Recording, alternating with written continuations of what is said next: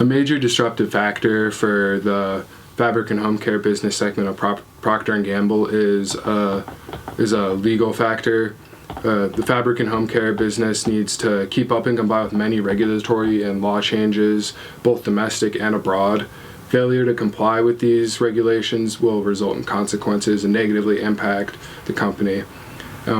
In addition to falling under the FDA and OSHA regulations, members of the industry are also subject to regulations from the EPA, and this includes infectious waste and hazardous waste laws and animal welfare compliance laws to make sure that they're not producing products that will harm animals. And according to Ibis World, changing laws may affect the human resource management section of the value chain. Many laws regarding health and employee safety, and many of which may be different abroad, so businesses like Procter & Gamble have to be aware of changes in laws and regulations in other countries as well.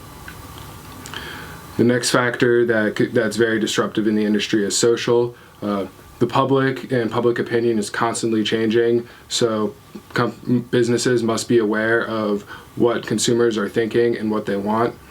It's a challenge and a threat to companies to keep up with this, and if they're unable to keep up with this, the brand and reputation of the company will most likely suffer. And like politics, the minds of consumers are always changing, and in order to do this, Procter & Gamble must consistently churn out new products or adapt existing products.